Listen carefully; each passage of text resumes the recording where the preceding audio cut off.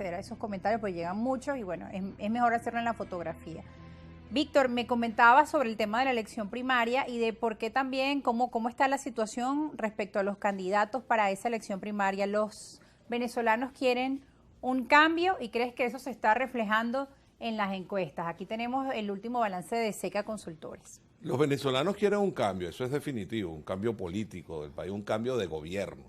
Eso hay que decirlo claramente. Pero los venezolanos, el país político, está muy fracturado.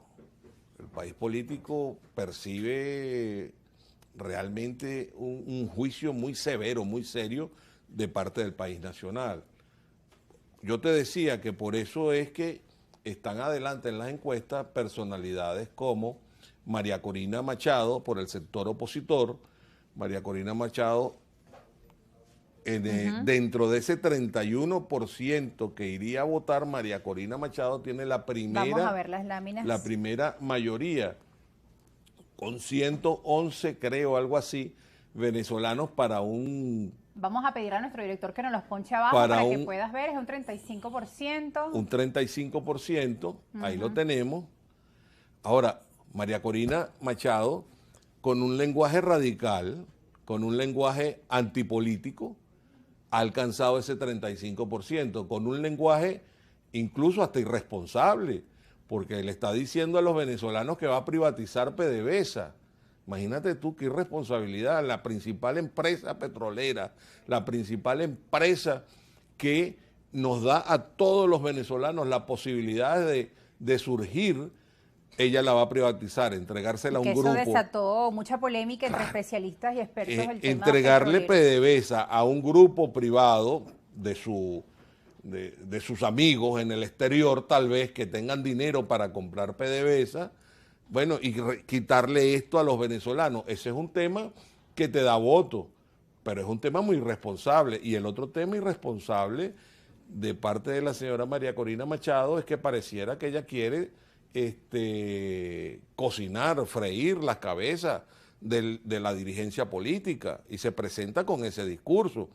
Yo digo que es un discurso muy bueno para los guerreros del teclado, pero muy malo para gobernar, porque quien resulte electo, y ojalá sea de la oposición, va a tener que sentarse a conversar con quién.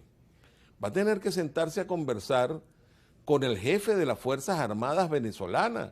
Y el jefe de las Fuerzas Armadas venezolanas en este momento es Vladimir Padrino López, mayor general de las Fuerzas Armadas, y con él van a tener que sentarse. Entonces Venezuela tiene que buscar a una personalidad como un Patricio Aylwin en Chile, que se sentó con Pinochet y logró que Pinochet reconociera la democracia después de haberse dado ciertas garantías para su movimiento militar, como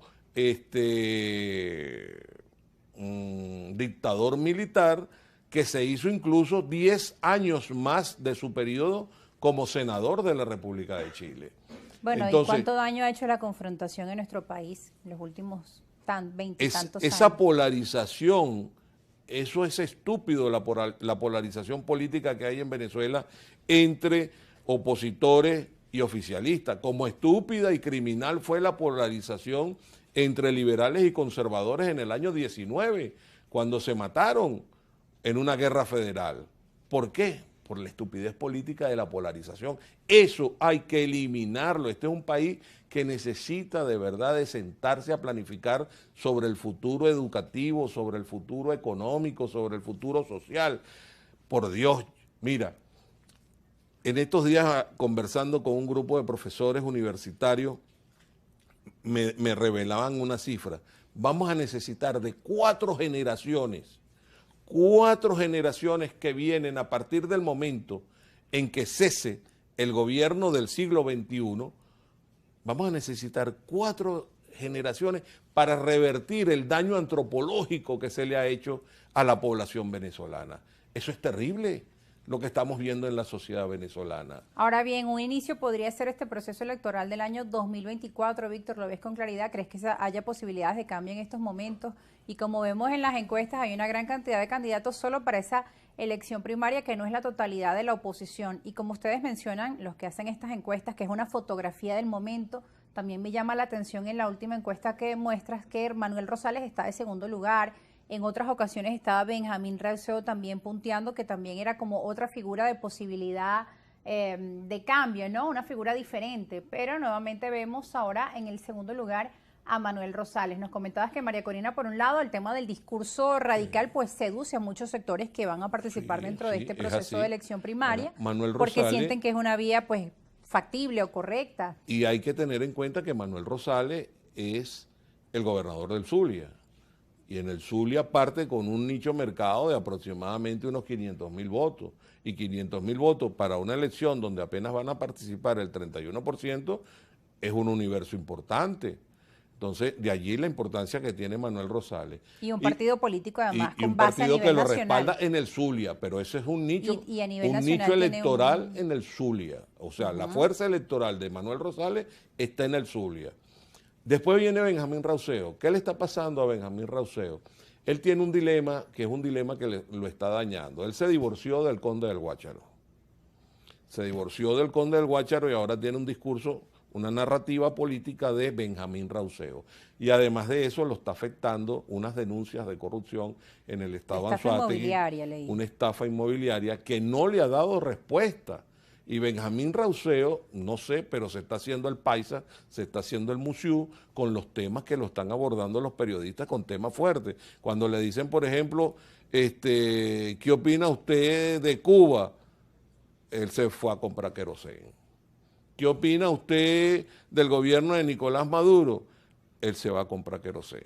Entonces, no, tú no puedes ser un candidato presidencial de oposición que evadas los temas de la oposición. Entonces, eso lo está afectando. Y faltan 5 meses para esa elección primaria. De aquí al desarrollo de esas entrevistas.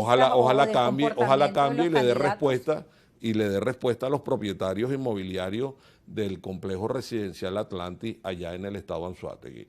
Luego tienes a Enrique Capriles. Enrique Capriles ha sido 2 veces candidato presidencial y 2 veces candidato presidencial con más de 3 millones de votos.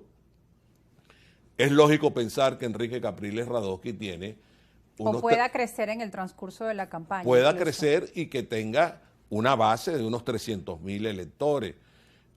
Y luego tienes al señor Elías Sayet. Esto sí, de verdad, que para mí fue una revelación, que llamé incluso a los científicos de SECA y le dije, mire, averígüenme bien esto.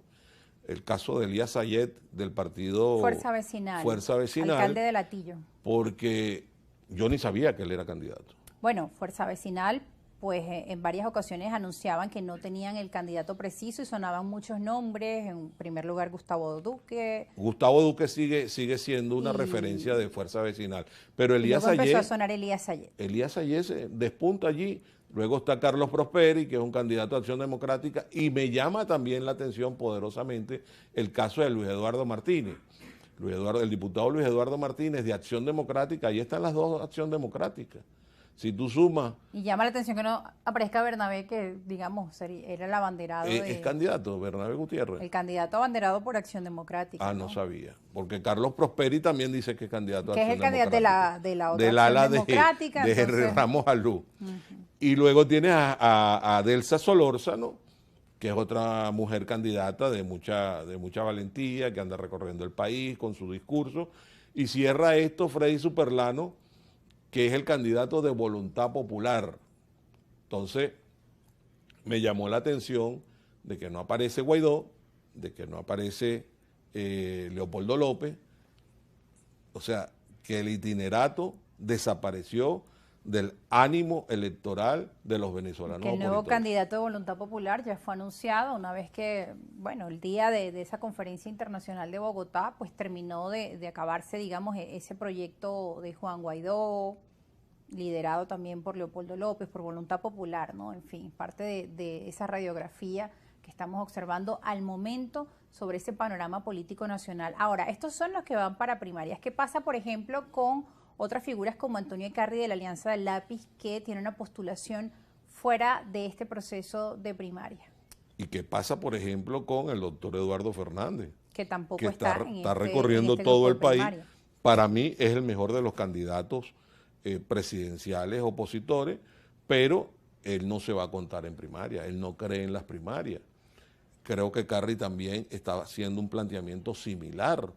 Entonces, de no presentarse en esta primaria entonces ¿qué podríamos encontrarnos? Porque no apoyarían, por ejemplo, si gana María Corina. Nos podríamos encontrar con una oposición representada por el 31% que fue a las primarias, que votó por X candidato, y una oposición que se quedó relegada, que representa el otro 60% del electorado opositor, que podría presentar a un candidato como Ecarri o a un candidato como el doctor Eduardo Fernández. Ahora, estas mediciones llegarían luego de esa elección primaria, donde podamos ver la comparativa entre el ganador de la elección primaria con esos otros candidatos de la oposición que estarían por anunciarse para esa presidencial. Mira, la gente que está apoyando la primaria está partiendo de un argumento completamente falso. Ellos dicen que una vez que se elija el candidato opositor por primaria, automáticamente el electorado de oposición va a ir a votar por ese candidato, cosa que no es verdad. Pero solo si piden que todos los candidatos apoyen a ese ganador de la primaria. Nosotros hicimos la pregunta y el 54%, Rosa, de esa gente no votaría. ¿Está ahí? No, Franklin la tiene por allí. No votaría. Entonces, ese argumento es completamente baladí, falso. La gente que va a ir a votar, vamos a ver si está aquí. Esta es la que dice si participará en la elección primaria. No, esta no es. Esta es la del 54% que dice que no. Esta es la que ya habíamos revisado. Es otra. Ojalá Franklin nos envíe la que es. Pero bueno, seguimos conversando. Ajá, esta creo que era la anterior. ¿Usted votaría por el candidato que resulte electo en las elecciones primarias? Fíjate, sí, 39. Sube un poquito, del 31% al 39%. Pero tienes un 53% que no votaría. O sea que esto no es automático, que el que vote en las primarias, el que resulte electo en las primarias, va a ser el candidato, el abanderado de toda la oposición. Ahora, ¿estos eso no es verdad. ¿Son electores opositores o es mixto? ¿Pueden haber electores? No, estos son electores opositores. Los electores del oficialismo están en otra encuesta. Que esa la analizaremos en el otro momento. Por eso es que te asomé algo. Claro, por eso te asomé algo de Diosdado Cabello. Importante. Te asomé algo de Diosdado Cabello y te asomé algo de la Cava, me mencionaba. La Cava en Carabobo. Entonces, ¿cómo llegamos a esa conclusión? Porque tenemos también los números del oficialismo, pero no los vamos a analizar hoy. Te prometo que lo haremos aquí en exclusiva cuando tú tengas a bien invitarnos. Pero tengan en cuenta, señores de la oposición, ustedes que viven sacando números mal, el 53% de los electores opositores no votarían por el candidato que resulte electo en las primarias. ¿Qué quiere decir eso? Pónganse de acuerdo. Busquen unirse. Busquen y llamen a Carri. Busquen y llamen al doctor Eduardo Fernández. ¿Por qué? Porque sus candidatos hasta este momento no generan expectativa en el electorado opositor. Esa es la realidad de las Y con primarias. esas reflexiones y ese llamado que estás haciendo, Víctor, nos tenemos que ir a una pausa. @argumentos